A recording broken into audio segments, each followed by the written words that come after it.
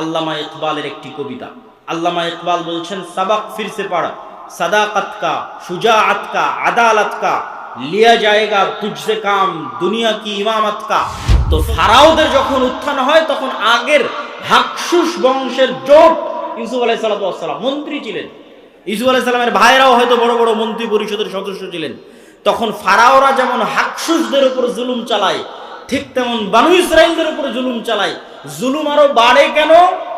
যে কোনো পাদ্রী, যে কোনো ধর্মীয় জ্ঞান, জ্যোতিষী সব বলে, ফারাও তোমাদের ক্ষমতা ধ্বংস যদি হয় এই বানু ইসরাইলদের হাতে ধ্বংস হয়ে যাবে। তখন আরো ভয়, আরো আতঙ্ক, আরো অত্যাচার। তো দীর্ঘ ৩০০ বছরের জুলম, অত্যাচার এবং গোলামির জীবন, গোলামি করতে করতে চরিত্র নষ্ট হয়ে গেছে। গোলামি করতে করতে কিভাবে চরিত্র নষ্ট হয় তার উদাহরণ কি? এখানে দুইজন গোলামের মধ্যে যদি আমি একটা রুটি নিক্ষেপ করি, তাহলে তারা দুই গোলাম রুটি নিয়ে কাড়াকাড়ি করবে। একটা রুটি পাওয়ার জন্য মিথ্যা বলবে, একটা রুটি পাওয়ার জন্য ধোকা দিবে, একটা রুটি পাওয়ার জন্য মারামারি লেগে যাবে। এটা জন্মগত স্বভাব তৈরি হবে গোলামদের মধ্যে। ঠিক মুসলমানদের একই অবস্থা হয়েছে ১৯০ বছর ব্রিটিশদের গোলামি করার কারণে। আফ্রিকানদের মুসলমানদের একই অবস্থা হয়েছে ২০০-২৫০ বছর স্পেন, ফ্রান্স, ইতালির ঔপনিবেশিক কলোনিয়াল শাসনের অধীনে গোলামি করার কারণে। গোলামি করতে করতে রক্তের মধ্যে মিথ্যা, ধোঁকা, দুর্নীতি প্রবেশ করেছে। সম্মানিত উপস্থিতি, তাহলে ওই যুগের বানু ইসরাইল আর এই যুগের মুসলমানদের সাথে মিলে গেলে একটা কথা সামারি সারমর্ম হিসেবে বের হয়ে আসে যে নবীর সন্তানদের চরিত্র ধ্বংস হয়েছে গোলামির কারণে, উম্মতে মুহাম্মাদির চরিত্র ধ্বংস হয়েছে গোলামির কারণে। আর এর বিপরীত কি ঘটেছে? এর বিপরীত, মুসা আলাইহিস সালাতু ওয়াস সালামকে আল্লাহ যদি ফেরাউনের বাড়িতে না নিয়ে যেতেন, আর মুসা আলাইহিস সালাতু ওয়াস সালাম যদি বানু ইসরাইলের সাথে মানুষ হতো, তাহলে মুসা আলাইহিস সালামের রক্তের মধ্যেও গোলামির স্বভাব তৈরি হয়ে যেত। মুসা আলাইহিস সালাতু ওয়াস সালামকে আল্লাহ পূর্ণ আত্মমর্যাদা, আত্মসম্মানের সাথে মানুষ করার জন্য রাজার বাড়িতে পাঠিয়ে দিয়েছেন। তাহলে মুসা আলাইহিস সালামের স্বাধীন চেতা মনোভাব ঠিক থাকবে। স্বাধীন চেতা মনোভাবের প্রমাণ কোথায়? মুসা আলাইহিস সালাতু ওয়াস সালাম একদিন দেখতেছে, একদিন জুলুম হতে দেখেছে। একদিন কি? ফারাওদের একদল অনুসারী বানু ইসরাইলের একদল অনুসারীর উপর অত্যাচার করতেছে। তো একদিনের দেখা অত্যাচার মুসা আলাইহিস সালাম সহ্য করতে না পেরে এক থাপ্পড় দিয়ে ফারাওয়ের ওই ব্যক্তিকে ওখানেই তিনি হত্যা করে দিয়েছেন। কেন? তার মধ্যে স্বাধীন চেতা, আত্মমর্যাদা, আত্মসম্মান ছিল। যদি বানু ইসরাইলদের সাথে বড় হতেন তাহলে এটাকে উনি জুলুমি মনে করতেন না। এটা তো আমার ভাগ্যে, তাকদিরে, আমরা এইভাবেই বড় হয়েছি, এভাবেই গোলামি দেখেছি, কে বাধা দিতে যাবে? বাধা দিতে গেলে বিপদে পড়ব।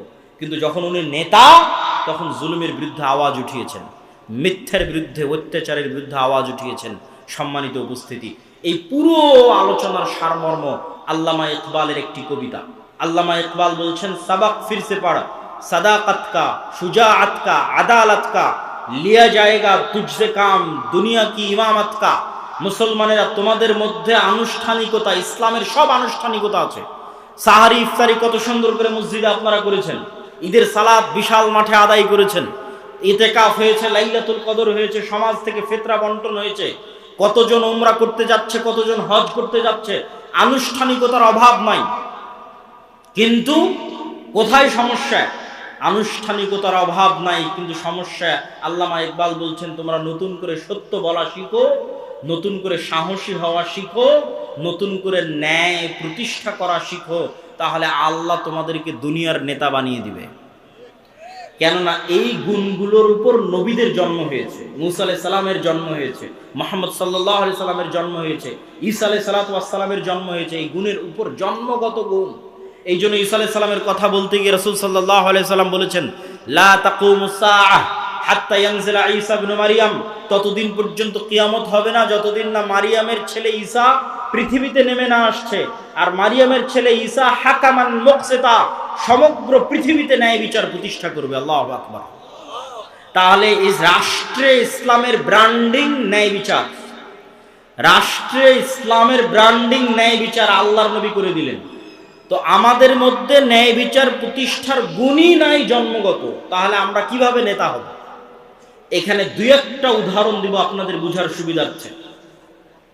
বাংলাদেশে গত 16 বছর এরকম অসংখ্য ওসি, ডিসি, এসপি, মন্ত্রী, মিনিস্টার ছিল যাদের 80% বেশি এরকম জালসা সম্মেলনের প্রধান অতিথি, বিশেষ অতিথি হয়েছে না হয়নি? হয়েছে। গত 16 বছর এরকম অসংখ্য ওসি, ডিসি, এসপি, মন্ত্রী, এসিল্যান্ড, সাব রেজিস্ট্রার ছিল যাদের অন্তত 70% বেশি উমরা করেছে। আমার আইডিয়া যে অন্তত 50% বেশি উমরা করেছে, আর অন্তত 30-40% হবে নামাজি, আর অন্তত 2 থেকে 5% হবে মুখে দাঁড়িয়ে আছে এবং কপালে কড়া পড়ে গেছে। কিন্তু ওই যে ঈসা আলাইহিস সালামের জন্য আল্লাহর নবী যে শব্দ ব্যবহার করলো, যে ঈসা আলাইহিস সালাম যেই দিন পৃথিবীতে আসবে সমগ্র পৃথিবীতে ন্যায় প্রতিষ্ঠা করবে, তো এই যে মুসলমানেরা নামাজি, হাজি, ওমরাকারী, দানবীর, জালসার প্রধান অতিথি, বিশেষ অতিথি, এরা নিজ নিজ দায়িত্বের জায়গায় কত পার্সেন্ট ন্যায় প্রতিষ্ঠাকারী এবং সত্যবাদী ছিল? কত পার্সেন্ট নিজ নিজ দায়িত্বের জায়গায় সত্য প্রতিষ্ঠাকারী, ন্যায় প্রতিষ্ঠাকারী ছিল? এটাই হচ্ছে গোলামের স্বভাব। আমাদের মধ্যে আনুষ্ঠানিকতা আছে, কিন্তু আমরা যে নেতা হব সেই নেতৃত্বের যোগ্যতা আমাদের মধ্যে বিকাশ ঘটেনি, যেটা আল্লামা ইকবাল বুঝতে পেরেছিলেন। আর একটা উদাহরণ দেই, আপনাদের এখানেও এমন মানুষ বসে আছে, অত্র অঞ্চলে আছে, অত্র গ্রামে আছে, যে হয়তো হাজি, ওমরাকারী, নামাজি, কিন্তু তার বোনকে তার পিতার সম্পত্তিতে ন্যায়ের সাথে ভাগ দেয়নি। ন্যায়ের সাথে ভাগ দেওয়া মানে একদল আছে ভাগ থেকেই বঞ্চিত করেছে, আর একদল আছে ভাগ দিয়েছে ন্যায়ের সাথে দেয়নি।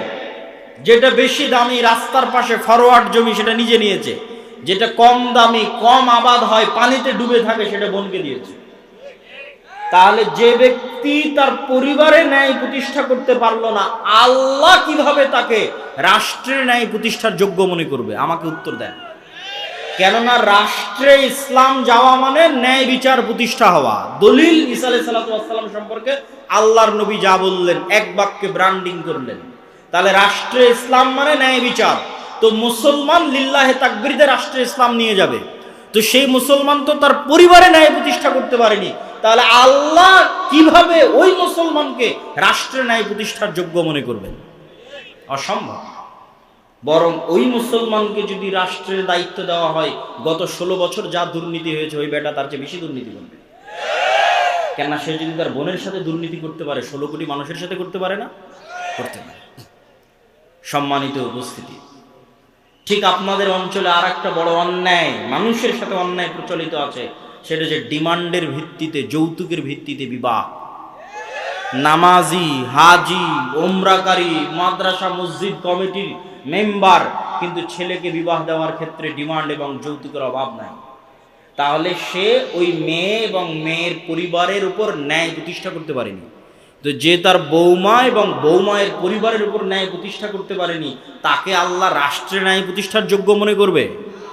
অসম্ভব, ইম্পসিবল। এটা গেল সাধারণ জনগণের কথা। আর প্রথমে গেল যারা রাষ্ট্রের বিভিন্ন দায়িত্বে আছে তাদের কথা। এবার আসেন আলেম ওলামাদের কথা। মসজিদ, মাদ্রাসা, ইসলামী দল, ইসলামী সংগঠন, সব জায়গায় ইসলামের বাহ্যিক আনুষ্ঠানিকতা বিরাজমান আছে। দাড়ি, টুপি, সালাত, সিয়াম, হজ, যাকাত সবকিছু আছে। কিন্তু আপনি আশ্চর্য হবেন যে ন্যায় কতটুকু আছে সেটা যদি খুঁজতে যান, পার্সেন্টেজে মিলবে না। দেখবেন যে ইসলামী দলের আমির তার ওই কর্মীকেই ছাঁটাই করে দিয়েছে যেই কর্মী বেশি পরিশ্রম করে, আর ওই কর্মীকে পদ দিয়ে দিয়েছে যে বেশি চামচামি করে। তার মানে সে তার দলে ন্যায় প্রতিষ্ঠা করতে পারে। এবং যেখানে যত মসজিদ, মাদ্রাসা, দলে গন্ডগোল আছে, আহলে হাদিস হোক, হানাফি হোক, মাযহাব মাসলাক নির্বিশেষে যেখানেই দেখবেন গন্ডগোল আছে, ওখানে যে বুঝবেন এখানে ন্যায় পরায়ণতার অভাব আছে। আলেম হতে পারে, হাজি হতে পারে, কিন্তু ন্যায় প্রতিষ্ঠা করতে পারেনি। হয় আমির না হয় কর্মী, দুই দলের যে কোনো এক দল ন্যায় প্রতিষ্ঠা করতে পারে। সম্মানিত উপস্থিতি, আর যতক্ষণ ন্যায় প্রতিষ্ঠাকারী, সত্য প্রতিষ্ঠাকারী না হবে, ততক্ষণ আল্লাহর দৃষ্টিতে নেতা হিসেবে যোগ্য বলে বিবেচিত হবে না। তো আল্লাহর দৃষ্টিতে নেতা হিসেবে যোগ্য বলে বিবেচিত হলে আল্লাহ রাষ্ট্র ক্ষমতার দায়িত্ব। এই জন্য আমি উদাত্ত আহ্বান জানাবো যে আজকের এই আলোচনা থেকে আমরা এতটুকু কি শিক্ষা গ্রহণ করতে পারি না যে আমাদেরকে সত্যবাদী এবং ন্যায় প্রতিষ্ঠাকারী হতে হবে? পারি না? একটা হাদিস আপনাদের সামনে পেশ করি। সাত শ্রেণীর মানুষকে কিয়ামতের মাঠে আল্লাহ বিশেষ ছায়া দিবেন। তো এই বিশেষ ছায়া দেওয়ার যে সাত শ্রেণীর লিস্ট আছে, এই লিস্টের 1 নম্বরে তাহাজ্জুদ গুজারকে, নফল সিয়াম পালনকারীকে, দানবীরকে, মসজিদে জামাতে সালাত আদায়কারীকে, সকলকে অতিক্রম করে 1 নম্বরে পৌঁছে গেছে ন্যায় প্রতিষ্ঠাকারী দায়িত্বশীল। কেন? ইমামুল আদিল। কেন? ন্যায় প্রতিষ্ঠা করা আল্লাহর সবচেয়ে বড় গুণ। বলেন আল্লাহ। আল্লাহ বলছেন আমি আদিল, আমি ন্যায় পরায়ণ, ন্যায় প্রতিষ্ঠাকারী। হারামতু যুলমা আলাইয়া, আমার উপর জুলম করাকে আমি হারাম করে নিয়েছি। পৃথিবীর মানুষ যদি কোথাও ন্যায় বিচার না পায়, তাহলে আমি আল্লাহ কিয়ামতের মাঠে ন্যায় বিচার বুঝিয়ে দিই। তাহলে ন্যায় প্রতিষ্ঠা করা কার গুণ? আল্লাহর। আর পৃথিবীর সকল ক্ষমতার মালিক কে? আল্লাহ। যখন এবার ওই গুণের সাথে মিলে যাবে, তখন আল্লাহ সুবহানাহু ওয়া তাআলা ওই ব্যক্তিকে যোগ্য মনে করবে, যে সেও নেতা হওয়ার যোগ্য, তাকে এবার আমি একটু ক্ষমতা দিই। তখন মুসলমানদের হাতে এমনি ক্ষমতা দিই, এমনি রাষ্ট্র ক্ষমতা, যোগ্য হতে হবে রাষ্ট্র ক্ষমতা পাওয়া আল্লাহর দৃষ্টিতে। মানুষের দৃষ্টিতে বলুন, ফেসবুকে লাইক পাওয়া, ফলোয়ার পাওয়া, ভোটে দাঁড়ানো, নির্বাচনী ক্যাম্পেইন, এগুলো দিয়ে মানুষের দৃষ্টিতে আমি দায়িত্ব পালনের যোগ্য হতে পারি। কিন্তু আল্লাহর দৃষ্টিতে দায়িত্ব পালনের যোগ্য হতে হলে সত্যবাদিতা, ন্যায় পরায়ণতার মাপকাঠিতে যে উত্তীর্ণ হবে, বাইনি ওয়া বাইনাল্লাহ, আল্লাহর কাছে উত্তীর্ণ হতে পারবে, আল্লাহ ওকে নেতা হওয়ার যোগ্য মনে করবে, আল্লাহ ওকে নেতা বানিয়ে দেবে। সম্মানিত উপস্থিতি, আর এই যে গোলামির নেচার, আপনাদের বিরক্তি হওয়ার আগেই কিন্তু আমি বক্তব্য শেষ করবো। এই জন্য আপনাদের উদাত্ত আহ্বান জানাচ্ছি যে আপনারা আর কিছুক্ষণ আমার বক্তব্যের সারমর্মের দিকে চলে আসুন, শেষের দিকে চলে আসলে যার কিছুক্ষণ ধৈর্যের সাথে শুনুন। সেটি কি? সেটি হচ্ছে এই যে গোলামির যে নেচার এবং স্বভাব, মিথ্যা বলা, এটা গোলামির স্বভাব।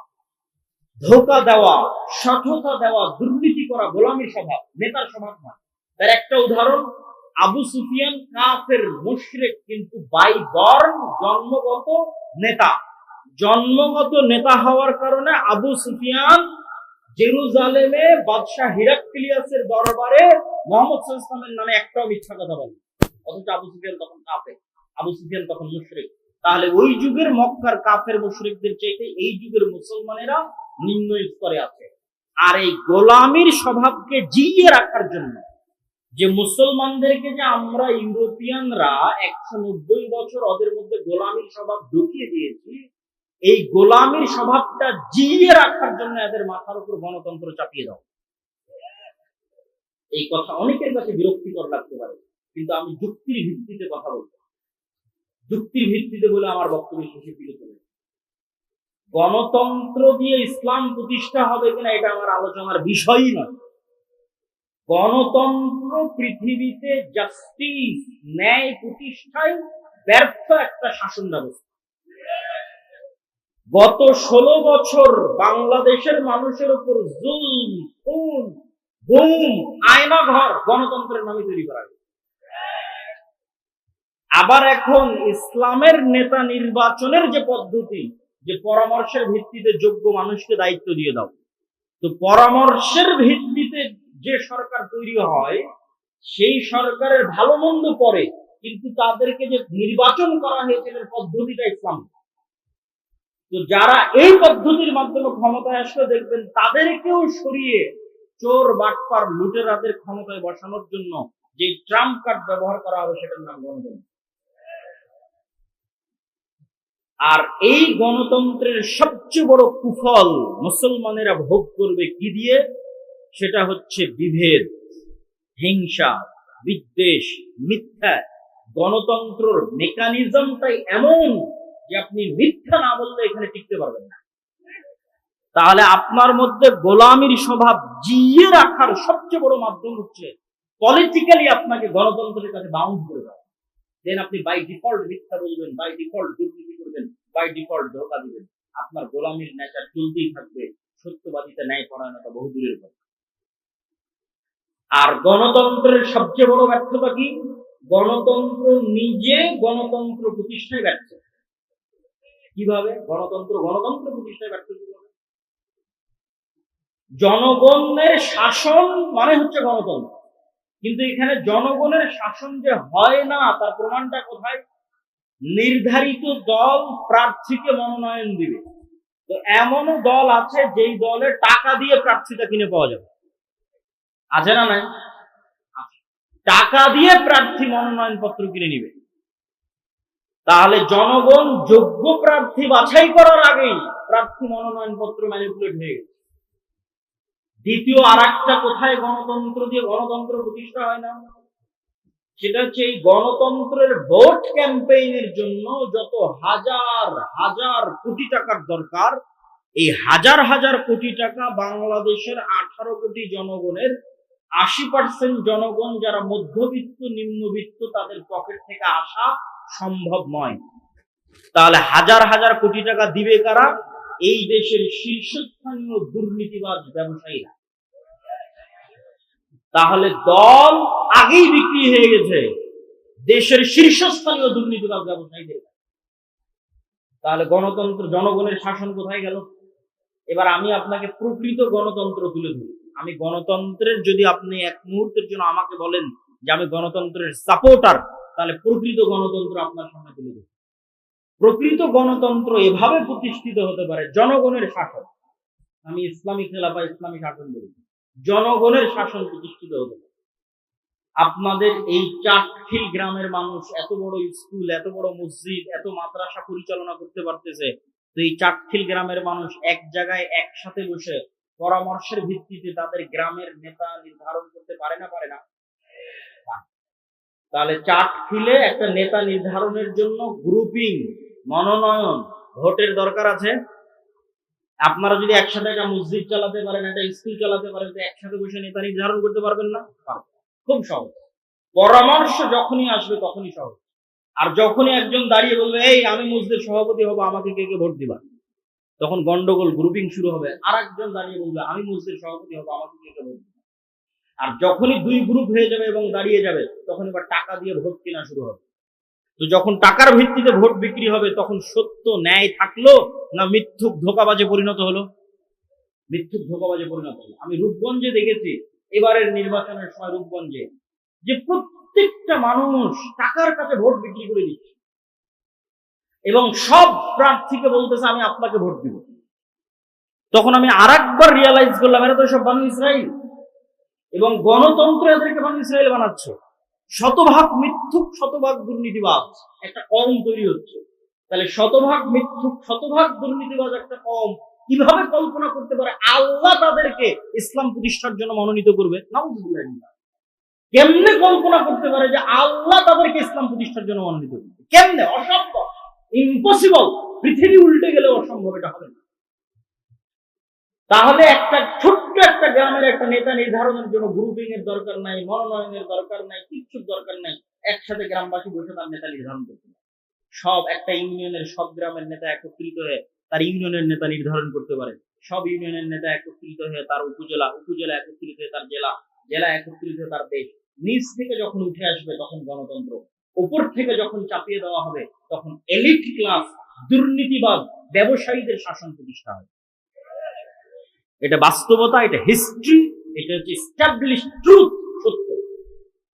সম্মানিত উপস্থিতি, তাহলে মুসলমানদের এই যে মিথ্যার কালচার, দুর্নীতির কালচার, এটা থেকে বের হয়ে আসা একটা পলিটিক্যাল উপায় হচ্ছে গণতন্ত্র থেকে বের হয়ে আসা। আর একটা অর্থনৈতিক দিক থেকে মুসলমানদের মিথ্যা বলা শেখানো হয়, এটা বলে আমার বক্তব্য শেষ করি। সেটা হচ্ছে সুদ। সেটার নাম কি? সুদ। কিভাবে? ইসলামের কর্জের থিওরি যদি আপনি পড়েন, ইসলামিক ফাইন্যান্স করতে গিয়ে এটা আমি দেখেছি যে রাসূলুল্লাহ সাল্লাল্লাহু আলাইহি ওয়াসাল্লাম এবং আল্লাহ সুবহানাহু ওয়া তাআলা, মানুষ মরে যাচ্ছে তখন কর্জ নিবে, মেয়ের বিয়ে দিতে পারতেছে না, অপারেশন হচ্ছে, টাকা নাই, তখন কর্জ নিবে। কিন্তু বিলাসী পণ্যের জন্য কর্জ নিবে তার কোনো পয়েন্ট কোরআন এবং হাদিসে আমি খুঁজে পাইনি। বিলাসী পণ্য মানে আমার মোটরসাইকেল লাগবে, আমার আইফোন লাগবে, আমার আইপ্যাড লাগবে, আমার পাকা মাটির বাড়ি ভেঙে পাকা বাড়ি তৈরি করা লাগবে, এই বিলাসিতার জন্য লোন নিবে। এটা সুদ মুক্ত লোনের কথা বলছি, সুদযুক্ত না। বিলাসী পণ্যের জন্য স্বাভাবিক সুদ মুক্ত কর্জ নিবে এর প্রমাণ আমি কোরআন হাদিসে খুঁজে পাইনি। মানুষ কর্জ নিতে পারে যখন বিপদে, সংসার চলে না, মারা যাচ্ছে, অপারেশন হচ্ছে, তখন কর্জ নিতে পারে। গেল 1 নম্বর পয়েন্ট। 2 নম্বর পয়েন্ট হচ্ছে আল্লাহ সুবহানাহু ওয়া তাআলা রাসূল সাল্লাল্লাহু আলাইহি ওয়াসাল্লামকে শিখিয়ে দিয়েছেন সব সালাতে সব দোয়ায় কর্জ থেকে বাঁচতে চাও। আল্লাহুম্মা নাউযু বিকা মিনাল মা'সামি ওয়াল মাগরাম, আল্লাহ লোন থেকে বাঁচতে চাই। তো সাহাবীরা আল্লাহর নবীকে জিজ্ঞেস করতে, এত কেন কর্জ লোন থেকে বাঁচতে চান? তখন রাসূলুল্লাহ সাল্লাল্লাহু আলাইহি ওয়াসাল্লাম উত্তরে বলছেন, মানুষ যখন কর্জ নেওয়া শুরু করে মিথ্যা বলা শুরু করে। এটা আমার বক্তব্যের পয়েন্ট, এটা কানেক্ট করতে চাচ্ছি আল্লাহর নবীর হাদিস। মানুষ যখন কর্জ নেওয়া শুরু করে কি বলা শুরু করে? মিথ্যা বলা শুরু। তাহলে আল্লাহর নবী জানেন যে আমার উম্মত যখন মিথ্যার উপর প্রতিষ্ঠিত হবে, একটা নেতৃত্বের গুণ হারিয়ে যাবে। মিথ্যা তো গোলামের গুণ, স্লেভ, দাস, কৃত দাসের গুণ। তাহলে যে পরিবার ক্ষুদ্র লোন নিচ্ছে কিস্তিতে, ওর মা মিথ্যা বলছে, ওর বাপ মিথ্যা বলছে, ওর ছেলে মিথ্যা বলছে, পুরো পরিবার মিথ্যার উপর প্রতিষ্ঠিত হচ্ছে, এই পরিবারকে কিভাবে আল্লাহ চয়েস করতে পারে যে তাদেরকে দিয়ে আল্লাহ